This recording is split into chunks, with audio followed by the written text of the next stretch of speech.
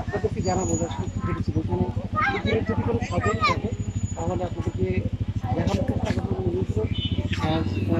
প্রস্তুত আপনার ছবি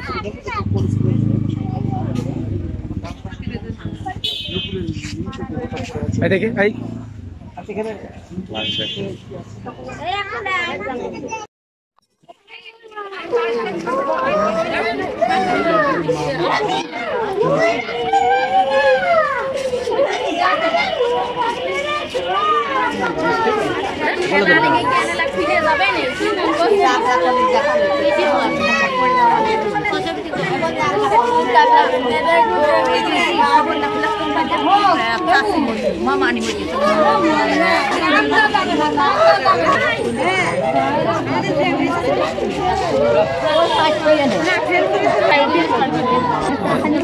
জিনা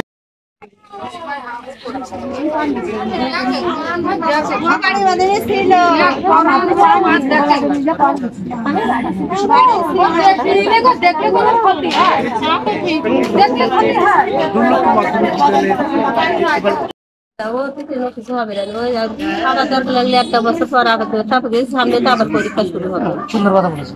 পড়াশোনার কোনো কিছুই আর নেই। সূত্র আসছে গলায় দড়ি দিয়েছে কখন? রেজাল্ট মেলা দেওয়ার পর মেলা পরে 11টার দিকে দিয়েছে। দাদা কি হয়েছিল? এই রাতে ওর আব্বু বাইরে তাছাড়া রাগারাগি কোনো রাগারাগি নেই আমার। কটা বাবু আপনার? এটা কি বড় মেয়ে? কি নাম ছিল? নুপুর। বাবার নাম? আসাদ। আসাদ। আসাদ।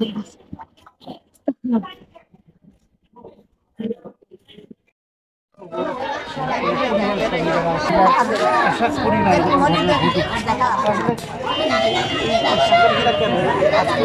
ভিডিওর মাধ্যমে যারা এই ভিডিওটা দেখছেন অনেকেরই পরীক্ষায় উত্তীর্ণ হতে পারবেন না, কিন্তু কেন এরকম ডিসিশন নেবেন? আপনি আগামীতে আরও সুন্দরভাবে প্রস্তুতি নিয়ে যদি আপনি পরীক্ষা দিতেন তাহলে আপনার নিশ্চয়ই এরকম কিছু হতো না। কিন্তু আমরা কেন এই ভুল ডিসিশন নিয়ে নিজের জীবনটাকে প্রশ্ন করে দিই? আমরা নুপুর কি হয় আপনার? আচ্ছা ঠিক আছে। দর্শক, আমরা নুপুরের প্রতিবেশী দাদিকে রয়েছি।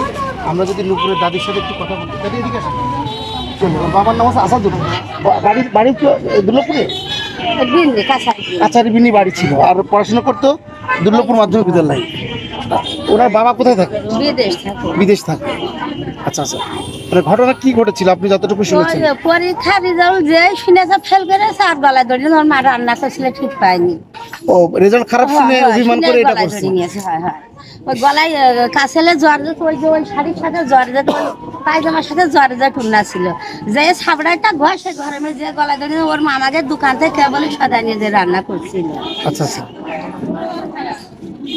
ওর মা কয়েছে বলি খবরদার মন খারাপ করে না, ওর মার মা নেই বাপ নেই কেউ নেই, মেয়েটা নিয়েই থাকে বাড়ি। মন খারাপ করে না, তুমি একটা বছর পরে আবার পরীক্ষা দিতে একটা ফেল করিয়েছে। আর সঙ্গে সঙ্গে যাইয়া ওরাম করে ওর মা রান্না করছিল ঠিক পায়নি।